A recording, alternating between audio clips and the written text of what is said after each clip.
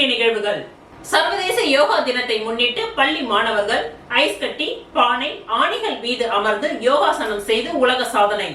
புதுச்சேரியை அடுத்த வில்லியனூரில் உள்ள பிரபலமான தனியார் பள்ளி ஒவ்வொரு ஆண்டும் ஒரு கருப்பொருளை முன்வைத்து சர்வதேச யோகாசன விழாவை கொண்டாடி வருகின்றனர். அதன்படி இந்த ஆண்டு 10வது சர்வதேச யோகா தின விழாவை கொண்டாடும் வகையில் புதுச்சேரி தனியார் பள்ளியை சேர்ந்த மாணவர்கள் சுமார் 100க்கும் மேற்பட்டோர் புதுச்சேரி கடற்கரை சாலையில் யோகாசனம் செய்து உலக சாதனை புரிந்தனர்.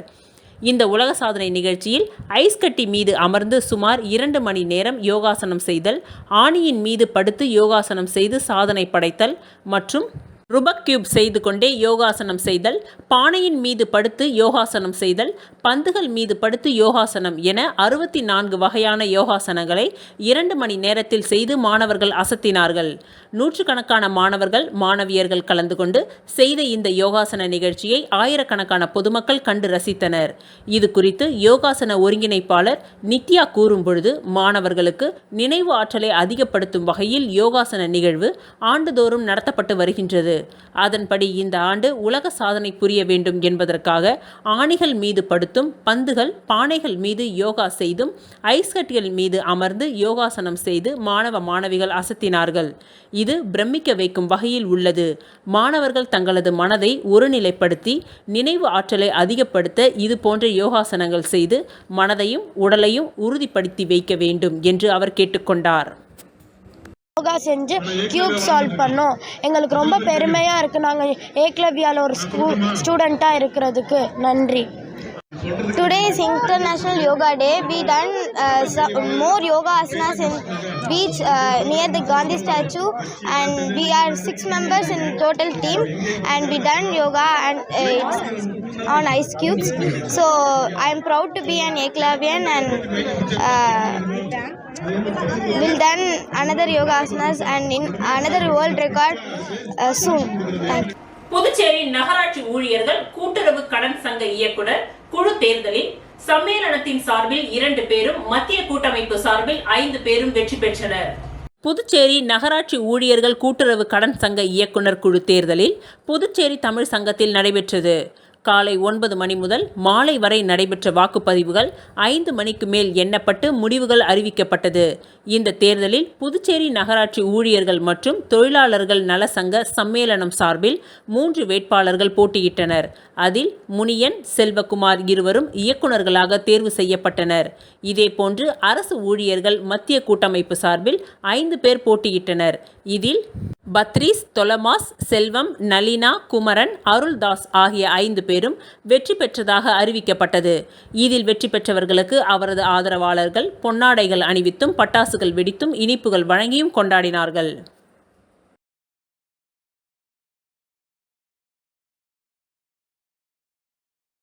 புதுச்சேரியில் அனைத்து விளையாட்டுகளும் ஒரே இடத்தில் விளையாடக்கூடிய புல் தரையுடன் பிரம்மாண்டமான விளையாட்டு மைதானத்தை முதலமைச்சர் ரங்கசாமி துவக்கி வைத்தார். புதுச்சேரியில் டென்னிஸ், பேட்மிண்டன், கிரிக்கெட், கால்பந்து, வாலிபால் உள்ளிட்ட பல்வேறு விளையாட்டுகளை ஒரே இடத்தில் விளையாடும் வகையில் நவீன வசதிகளுடன் கூடிய புதுச்சேரியிலேயே மிக பெரிய விளையாட்டு மைதானம் லாஸ்பேட்டையில் அமைக்கப்பட்டுள்ளது. இந்த விளையாட்டு மைதானத்தின் துவக்க விழா நடைபெற்றது.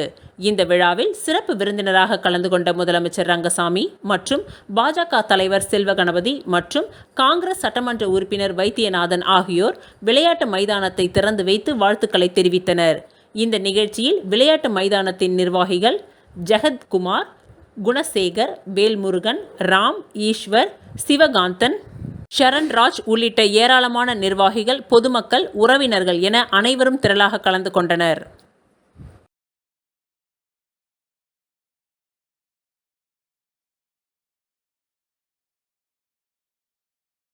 புதுச்சேரி கோவிந்த சாலை கல்வே பங்களாவில் அமைந்துள்ள அருள்மிகு ஸ்ரீ துலுக்கானத்தம்மன் ஆலயத்தில் ஆனி மாத பௌர்ணமியை முன்னிட்டு நடைபெற்ற சிறப்பு பூஜையில் திரளான பக்தர்கள் கலந்து கொண்டு சுவாமியை வழிபட்டனர். புதுச்சேரி கோவிந்த சாலை ஜெயராம் ஹோட்டல் எதிரே கல்வே பங்களாவில் அமைந்துள்ள அருள்மிகு ஸ்ரீ துலுக்கானத்தம்மன் உடனுரை ஸ்ரீ கம்பீஸ்வரர் ஆலயத்தில் ஒவ்வொரு மாதமும் பௌர்ணமியை முன்னிட்டு சிறப்பு பூஜைகள் நடைபெற்று வருவது வழக்கம்.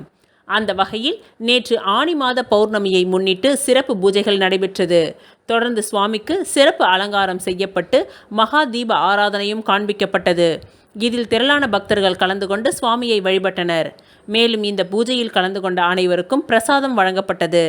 இந்த நிகழ்ச்சிக்கு உபயதாரராக சட்டமன்ற எதிர்க்கட்சித் தலைவர் சிவாவின் குடும்பத்தினர் செய்திருந்து பூஜையில் கலந்து கொண்டனர். இந்த நிகழ்ச்சிக்கான ஏற்பாடுகளை தொடர்ந்து 30 ஆண்டுகளாக தொண்டு செய்து வரும் ராஜேஷ் நிர்வாகிகள் சிறப்பாக செய்திருந்தனர்.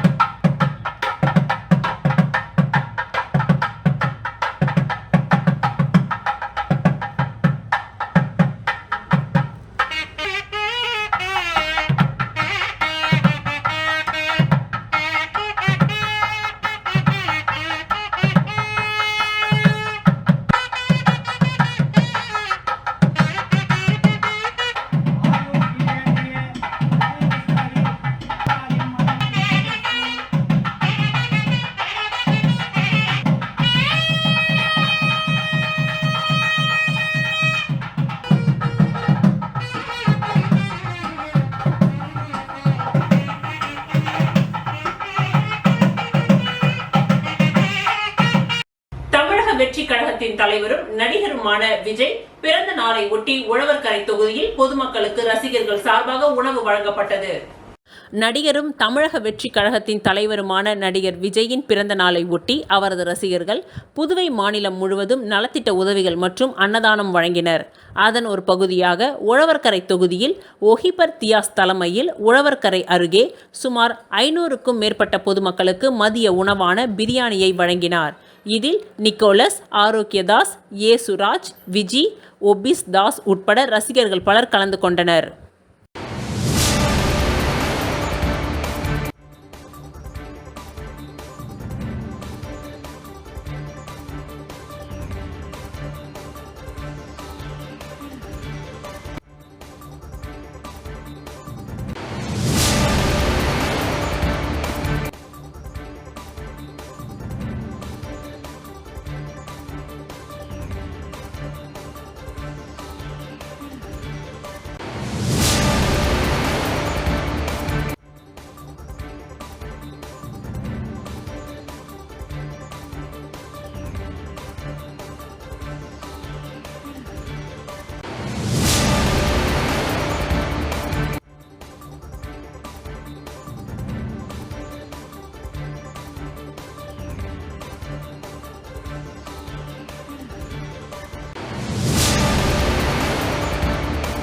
ஏஎஃப்டி மைதானத்தில் அமைக்கப்பட்ட தற்காலிக பேருந்து நிலையத்தில் வியாபாரிகள் வியாபாரம் செய்ய உப்பளம் தொகுதி திமுக சட்டமன்ற உறுப்பினர் அனிபால் கென்னடி அவர்கள் இடம் அளிக்க வேண்டி நகராட்சியிடம் பரிந்துரை.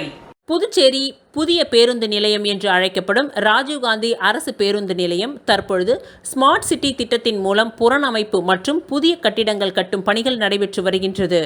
ஆகவே தற்காலிகமாக உப்பளம் தொகுதிக்கு உட்பட்ட ஏஎஃப்டி மைதானத்தில் தற்காலிகமாக இயங்கி வருகின்றது.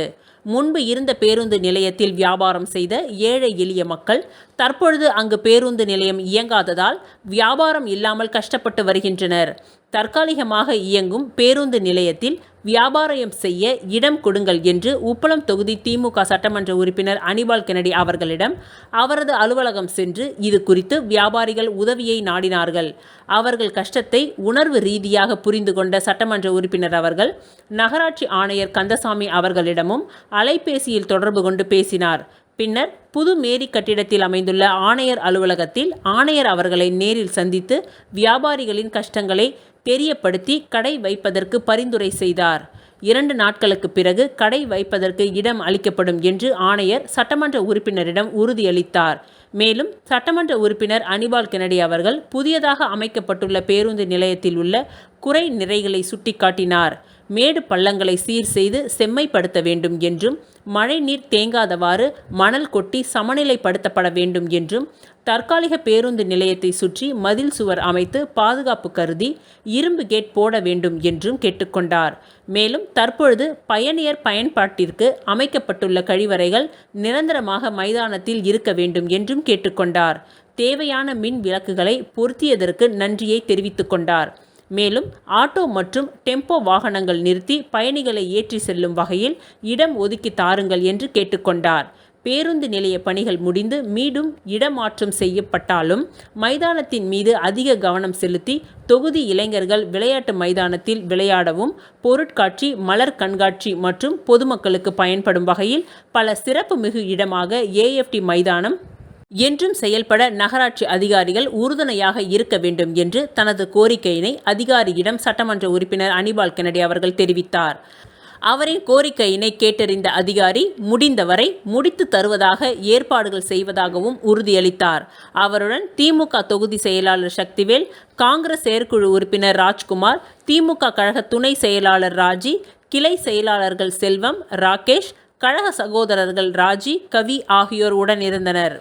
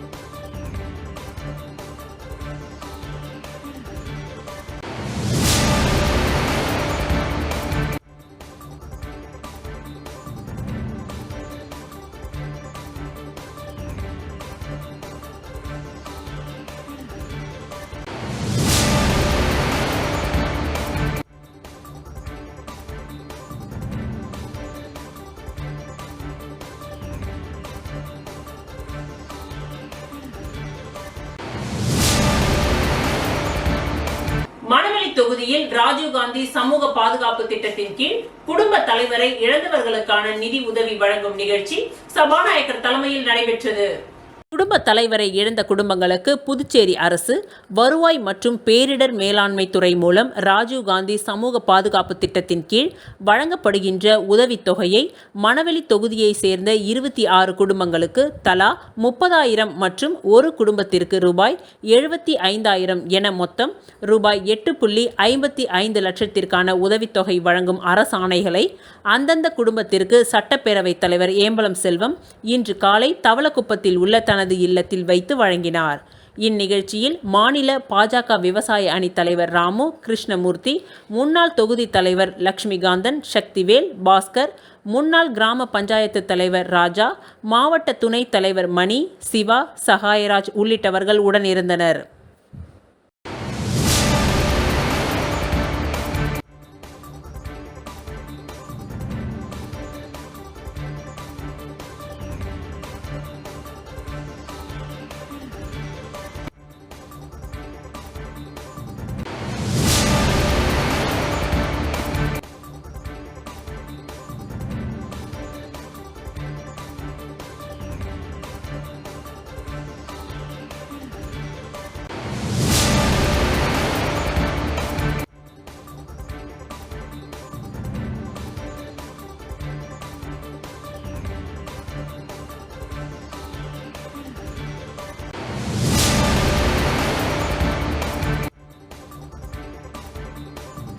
இங்கிலாந்து திறன் கல்விக்குழு நிறுவனத்துடன் ஆதித்யா கல்வி குழுமம் புரிந்துணர்வு ஒப்பந்தம்.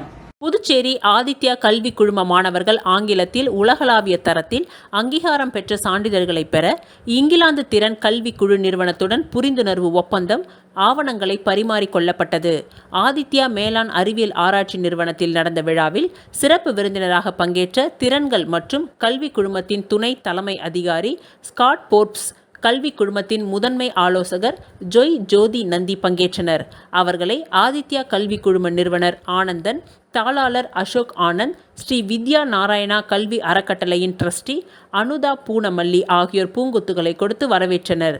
துணை தலைமை அதிகாரி ஸ்காட் போப்ஸ், கல்வி குழுமத்தின் முதன்மை ஆலோசகர் ஜோதி நந்தி கூறும்பொழுது, எங்களுடைய அமைப்பின் வாயிலாக கற்கும் மாணவர்கள் உலகளாவிய தரத்தில் அங்கீகாரம் பெற்ற சான்றிதழ்களை பெறலாம். இதன் மூலம் அவர்கள் தங்கள் மேற்படிப்பு, வேலை வாய்ப்பிற்கு உலகில் எந்த பகுதிக்கும் செல்லலாம்.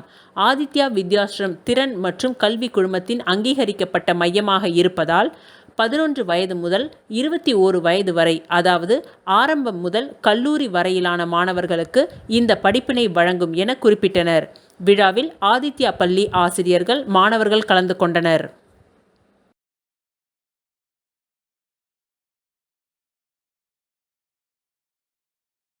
ராஜீவ்காந்தி சமூக பாதுகாப்பு திட்டத்தின் கீழ் அரியாங்குப்பம் தொகுதியை சார்ந்த குடும்ப தலைவரை இழந்தவர்களுக்கான நிதி உதவி வழங்கும் நிகழ்ச்சி சட்டமன்ற உறுப்பினர் பாஸ்கர் தலைமையில் நடைபெற்றது.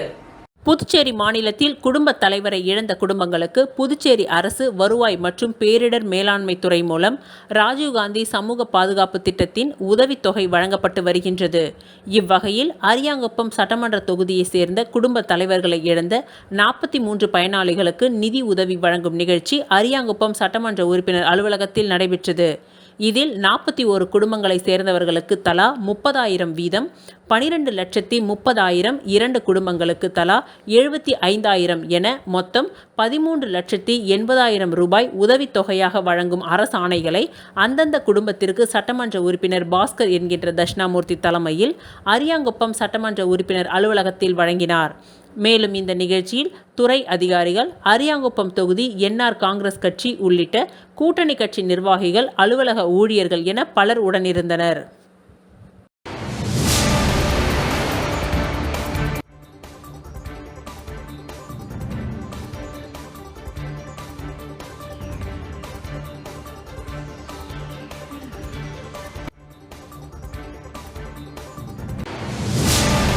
திருக்காஞ்சி ஸ்ரீ கங்கை வராக நதீஸ்வரர் ஆலயத்தில் சிவபெருமானுக்கு வெள்ளியால் ஆன புதிய நாகாபரணம் சாற்றும் நிகழ்ச்சி நடைபெற்றது. புதுச்சேரி மாநிலத்தில் பிரசித்தி பெற்ற ஆலயங்களில் ஒன்றான காசியிலும் வீசம் மிகுந்த அருள்மிகு ஸ்ரீ கங்கை வராக நதீஸ்வரர் ஆலயத்தில் வீற்றிருக்கும் மூலவர் சிவலிங்கத்திற்கு வெள்ளியால் ஆன நாகாபரணம் சாற்றப்பட்டது. நேற்று ஆனி மாத பௌர்ணமி திதியை முன்னிட்டு இந்நிகழ்ச்சி நடைபெற்றது. இந்த வெள்ளியால் ஆன நாகாபரணம் ஆந்திர மாநிலம் காக்கிநாடாவை சேர்ந்த வெங்கையா சீனிவாசன் என்பவரது உபயத்தில் 10 லட்சம் ரூபாய் மதிப்பீட்டில் சுமார் 8.5 கிலோ வெள்ளியால் ஆன நாகாபரணம் செய்து இவ்வாலயத்திற்கு வழங்கியிருக்கிறார். மேலும் இந்த நிகழ்ச்சிக்கான ஏற்பாடாக இவ்வாலயத்தில் சிறப்பு யாக வைபவம் நடத்தப்பெற்று நாகாபரணம் ஆலய உட்புறப்பாடாக பலம் வந்து மூலவருக்கு சாற்றப்பட்டு கலசாபிஷேகம் செய்து மகா தீப ஆராதனைகள் காண்பிக்கப்பட்டது. அதனைத் தொடர்ந்து நாகாபுரணத்தை ஆலய நிர்வாகிகள், கிராம பொதுமக்கள், வேளாண் துறை அமைச்சர் துணைவியார் ஆகியோர் முன்னிலையில் இவ்வாலயத்திற்கு ஒப்படைக்கப்பட்டது.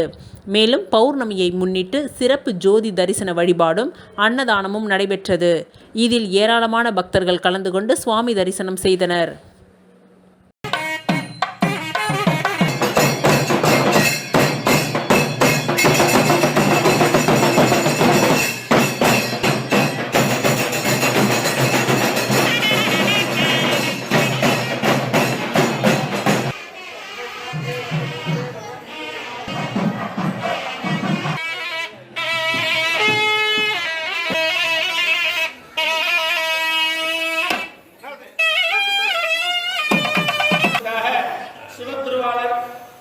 சீனிவாசன் ஐயா அவர்கள் இதை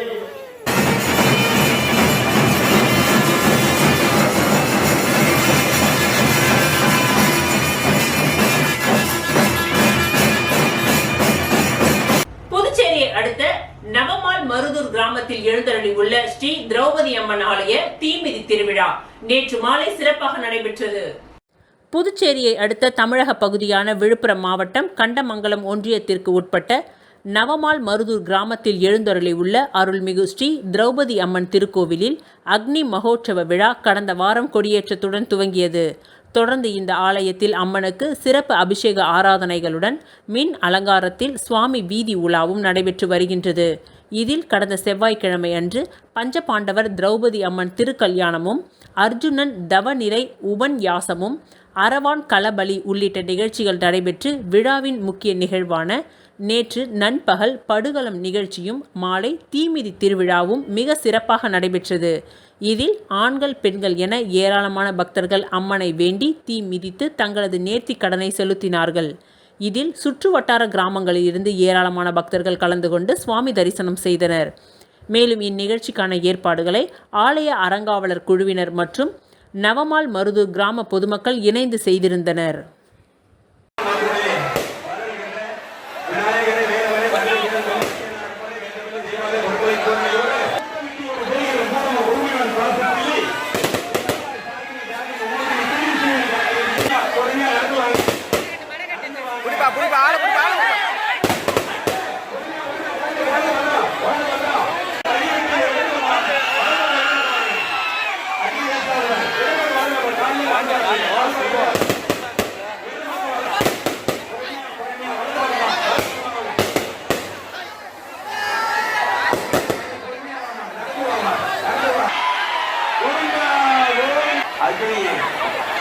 மேல இருக்கவங்க கொஞ்சம் பார்த்து இருங்கப்பா. அங்க பாரு மேல. பூர்ணாங்குப்பம் ஜோதி சிலம்பம் சத்திரிய குருகுலத்தில் யோகா போட்டி பரிசளிப்பு விழா. சபாநாயகர் செல்வம் பங்கேற்பு. விஸ்வ ஹிந்து பரிஷத் மற்றும் ஜோதி சிலம்பம் சத்திரிய குருகுலம் சார்பில் 10ஆம் ஆண்டு சர்வதேச யோகா தினம் ஜோதி சிலம்பம் சத்திரிய குருகுலத்தில் அதன் நிறுவனரும் புதுச்சேரி விபாக்கின் விஸ்வ இந்து பரிஷத் சேவா பிரமுக கலை மாமணி டாக்டர் ஜோதி செந்தில் கண்ணன் அவர்கள் தலைமையில் நடைபெற்றது. சிறப்பு விருந்தினராக சபாநாயகர் ஏம்பலம் செல்வம் அவர்கள் கலந்து கொண்டு சர்வதேச யோகா தினத்தில் பங்கு பெற்ற அனைவருக்கும் சான்றிதழ்களை வழங்கி பாராட்டினார். இவ்விழாவில் பாரதிய ஜனதா கட்சி மாநில செயலாளர் டாக்டர் வெற்றி செல்வம், விஸ்வ ஹிந்து பரிஷத் மாநில பொறுப்பாளர் ஸ்ரீ ரமணி என்கின்ற இளங்கோ, மாநில தலைவர் ஸ்ரீ ரவிக்குமார், மாநில செயலாளர் ஸ்ரீ கோவிந்தன், அனைத்திந்திய இந்து திருக்கோவில் மாநில தலைவி ஸ்ரீமதி பிரியா சந்திரசேகரன், ஜோதி சிலம்ப சத்திரிய குருகுல மூர்த்த பயிற்சியாளர்கள் பைல்வான் பெரியசாமி, முன்னாள் இராணுவ வீரர் ஆனந்தராஜ், சட்ட ஆலோசகர் நோட்டரி பப்ளிக் வழக்கறிஞர் ராதாகிருஷ்ணன், பாஜக விவசாய அணி திட்ட பொறுப்பாளர் SVS குமரன் உள்ளிட்ட விஸ்வ இந்து பரிஷத் நிர்வாகிகளும், ஜோதி சிலம்ப சத்திரிய குருகுல நிர்வாகிகளும், பயிற்சியாளர்களும், மாணவர்களும் கலந்து கொண்டு சிறப்பித்தனர். பாரதிய ஜனதா கட்சி சார்பாக முத்தியால்பேட்டை பெருந்தலைவர் காமராஜர் அரசு ஆண்கள் மேல்நிலைப் பள்ளியில் பாரதிய ஜனதா நகர மாவட்ட பொதுச் செயலாளர் செந்தில் குமரன் தலைமையில் யோகா பயிற்சி நடைபெற்றது. உலக யோகா தினம் ஆண்டுதோறும் கடைபிடிக்கப்பட்டு வருகின்றது. அந்த வகையில் பாரதிய ஜனதா கட்சி சார்பாக முத்தியால்பேட்டை பெருந்தலைவர் காமராஜர் அரசு ஆண்கள் மேல்நிலைப் பள்ளியில் பாரதிய ஜனதா நகர மாவட்ட பொதுச் செயலாளர் செந்தில் குமரன் தலைமையில் யோகா பயிற்சி நடைபெற்றது. இதில் விளையாட்டு ஆசிரியர் மற்றும் தலைமை ஆசிரியர் மற்றும் பாரதிய ஜனதா நிர்வாகிகள் ரஞ்சித், ராம்குமார், சரவணன், ஹரிஹரன், ராஜ்குமார், ஹர்ஷவர்தன் உட்பட பலர் கலந்து கொண்டனர்.